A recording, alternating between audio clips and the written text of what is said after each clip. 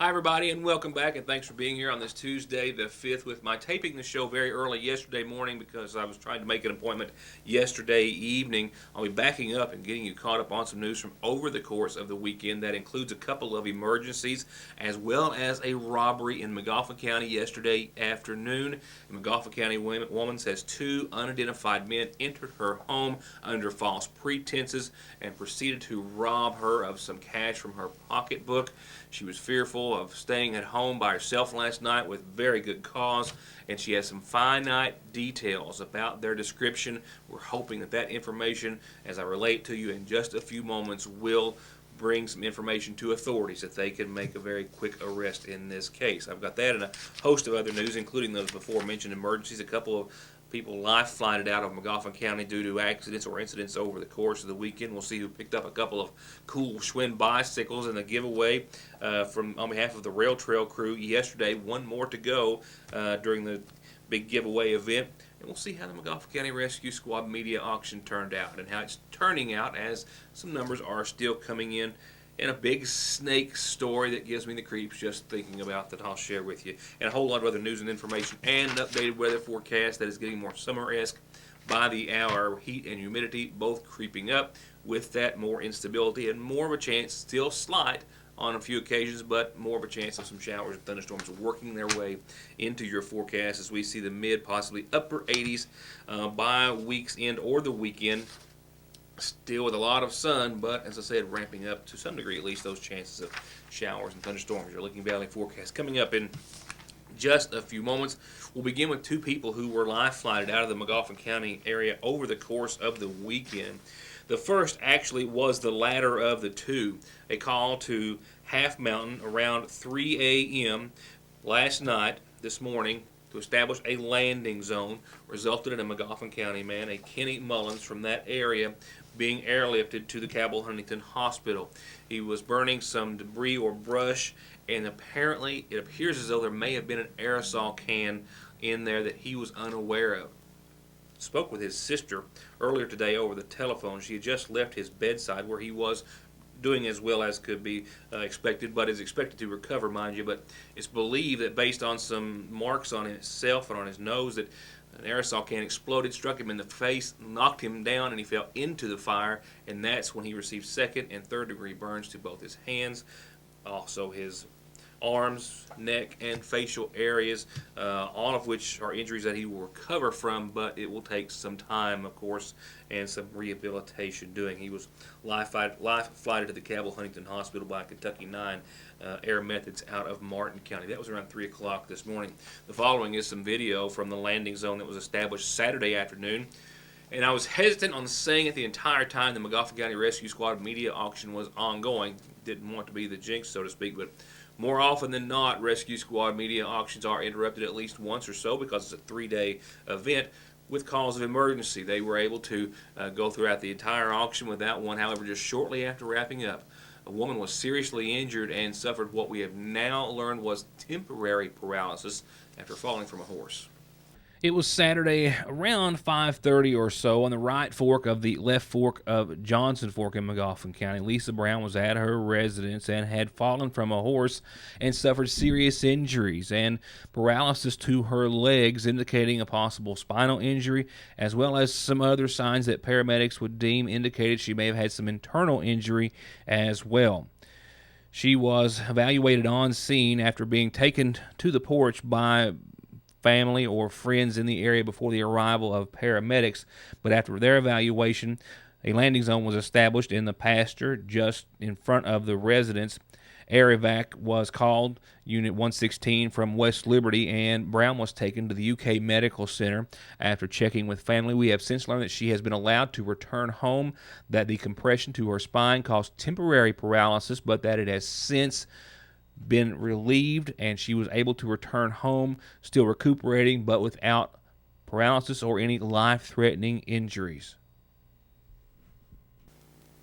And while we're talking about the McGoffin County Rescue Squad, let's go on down to the squad building and speak with Captain Carter Conley, get a little update on how things went. A lot of items went for near, at, or more than retail value. That's always a good sign. And with more than 160 items being donated, it was hopeful that the McGoffin County Rescue Squad would do well in its largest fundraiser of the year. Next to Community Day, it is by far the largest. Community Day is the second largest, I should specify. And that is, of course, coming up and gives you another chance to support the all-volunteer, nonprofit, life-saving organization that is right now, as Connolly says, faring pretty well after their 36th annual media event. We're at 17,700 and a few dollars over, and that's good. But we need to do at least 20, and I think that will come about. We have some people that were out of town and bought items on their way out or left their bids. So if we get 20,000, that'll help ease somewhat the burden on the budget, and hopefully no major breakdowns. We do have this rescue one behind us that does have some mechanical issues that we need to work on, have that done, and hopefully the others vehicles will last as long as it can. So it's good, but we always take money, donations. 349-5500 is the number to call if you need to pick up a monetary or mail it to McGoffin Rescue Squad at P.O. Box 155, Sayersville, Kentucky 41465. And we'd like to thank all the businesses that donated the items, their money, and for ad time, all the people who purchased items, all the people who bid and didn't get an item. We're just glad to hear from you after knowing that we were out there through WRLV. Thank them very much. Howard's TV Cable, Channel 15, thanks very much. And the Sayreville Independent, which carried most of the items, and thank them. So it's a combination of people listing the items, giving us the items, and then people, the public, buying and bidding on the items that keeps us rolling from year to year. And again, we've been on almost 41 years of service here to McGoffin County. Be sure and stay with me. I've got some very specific details as it relates to two suspects who entered a McGoffin County woman's home yesterday under false pretenses and then robbed her around 4 o'clock in the afternoon. A description of the vehicle and very, very good descriptions of both men. And I hope that information will help authorities solve that case. We hope to have you with us in just a few moments to relay that, while that is still rendering a couple of other reports that we'll get to. And one is a reminder about the big bike giveaway they have each month, with only one more month to come. And all you have to do to enter is take a little trip on the Dawkins Trail with them any one or any of all the Mondays in this month. And here's some proof that it can be a big deal for some lucky winners. 2 people were drawn yesterday during the first Monday of the month's ride. On behalf of the Rail Trail crew, it is grant money through the McGoffin County Health Department who was able to obtain it. They purchased these bicycles, Schwinn's, $300 a piece, and bike racks.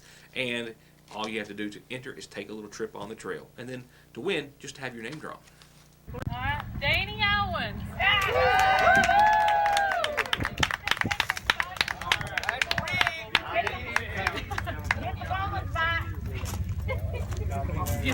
That's pretty good. All right, now for the second bike. That's the last one.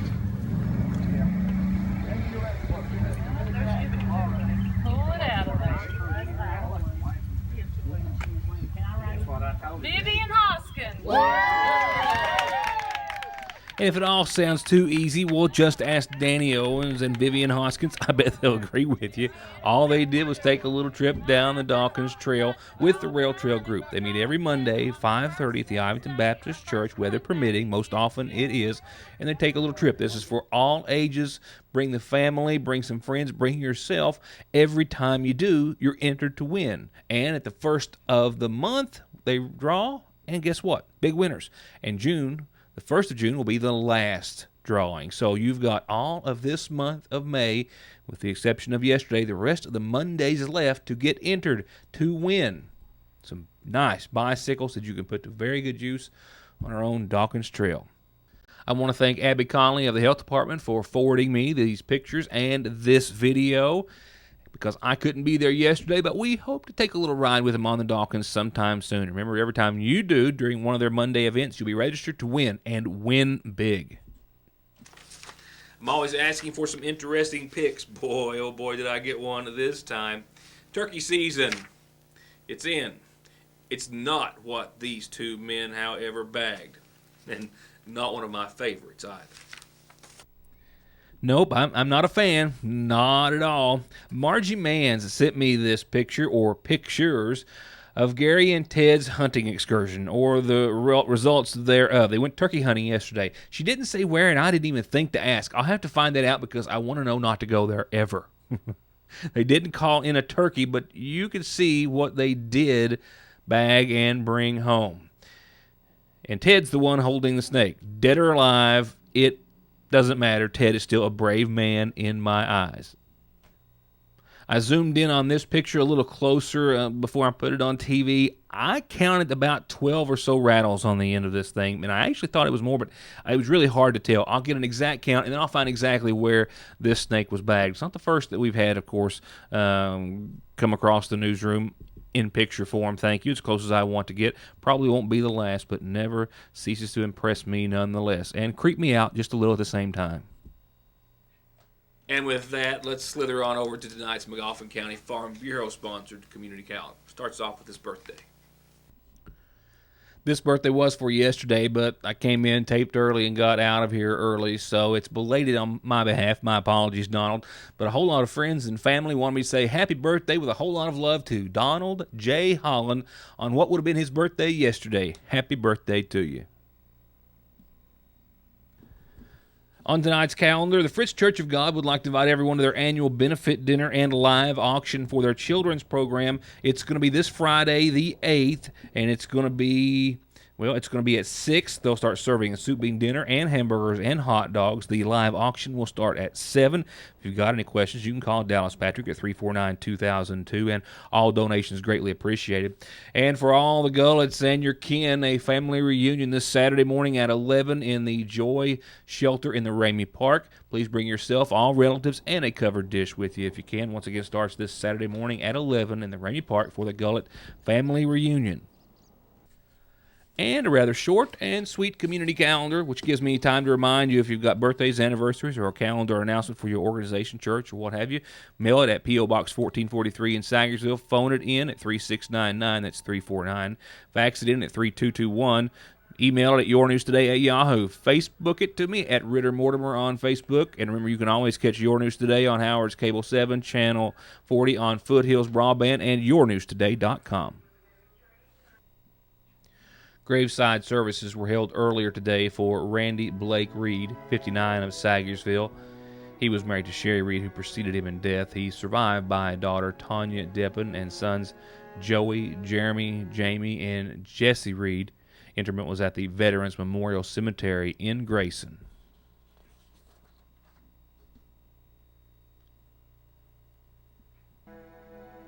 And we're also told of the passing of 90-year-old Willie Bartram of Lovely, Kentucky, who passed away on today's date. He was married to Josephine Reisner Bartram, who preceded him in death. Graveside services are to be held here in Magoffin County tomorrow at noon at the Boone Howard Cemetery at Punchin. The Magoffin County Funeral Home is in charge of arrangements for, once again, 90-year-old Willie Bartram of Lovely, Kentucky.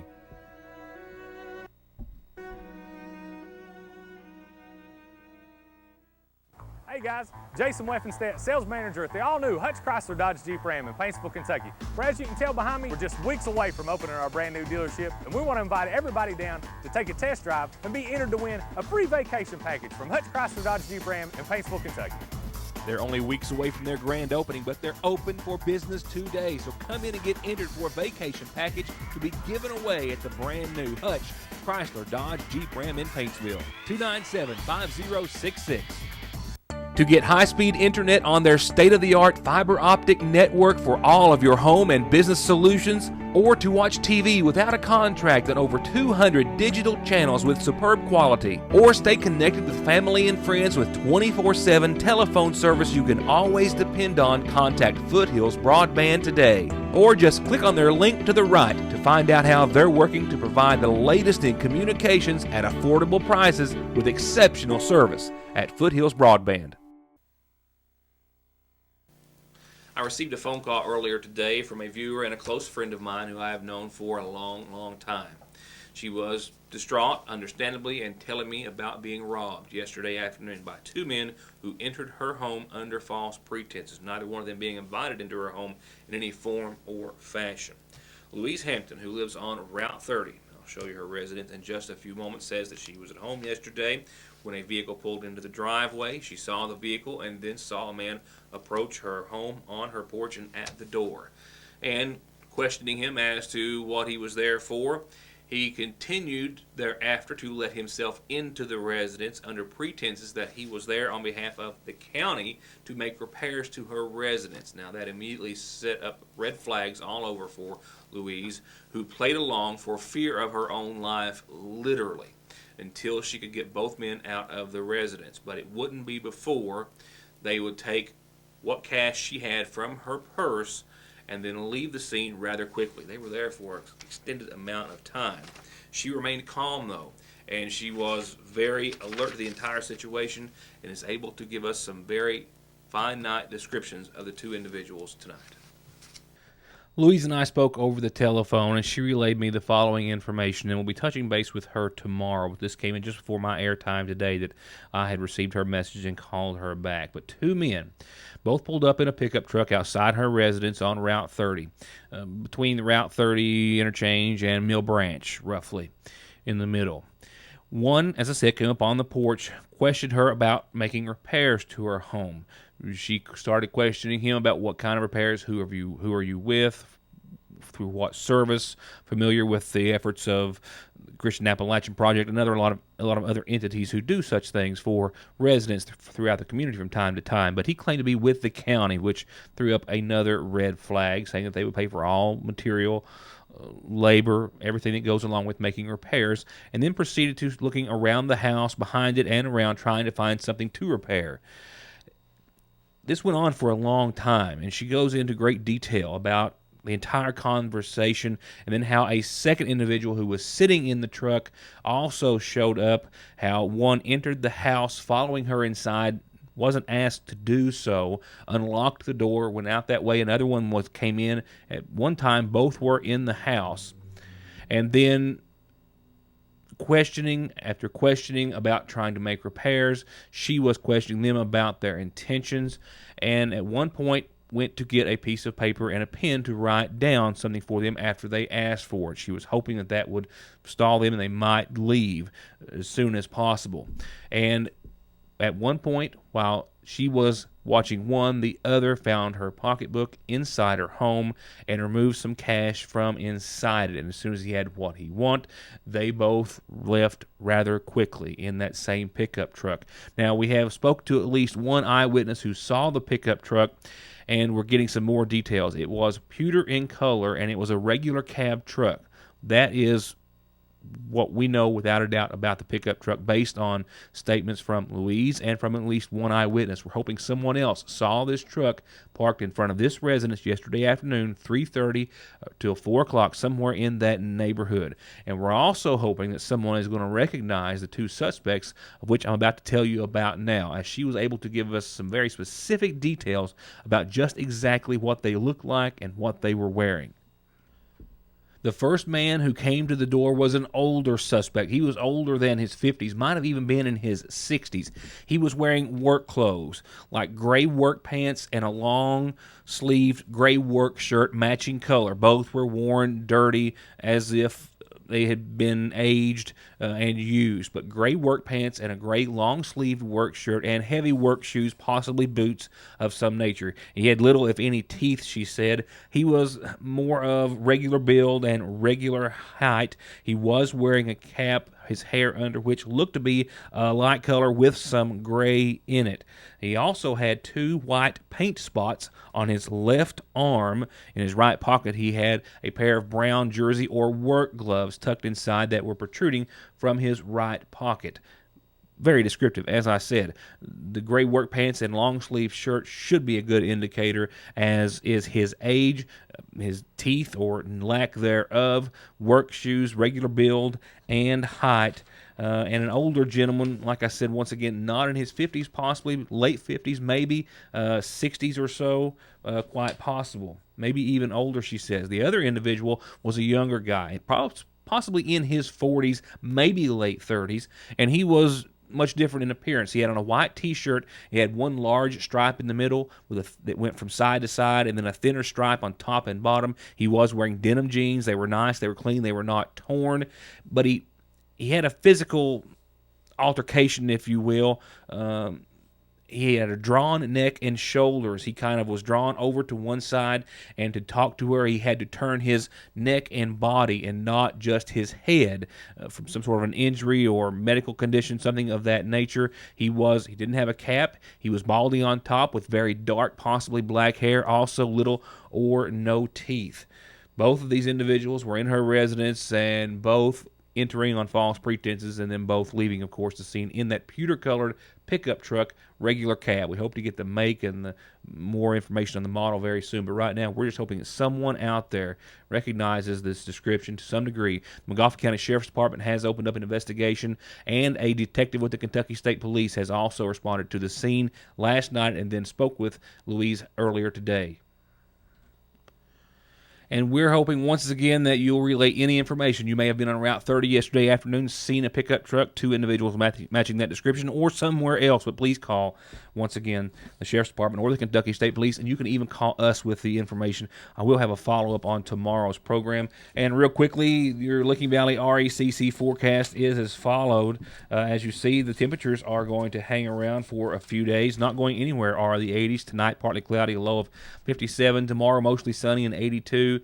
A 10% chance of thunderstorms and showers tomorrow night. I rarely even put 10% in the forecast. Thursday, a little patchy fog, but mostly sunny and 84. Friday, mostly sunny and 84. Saturday, mostly sunny and 86. Sunday, we'll see mostly sunny and the low 80s again, but thereafter, for the next several days, we'll get into that chance of showers and thunderstorms, albeit a light chance until about Tuesday of next week. For now, that's my time.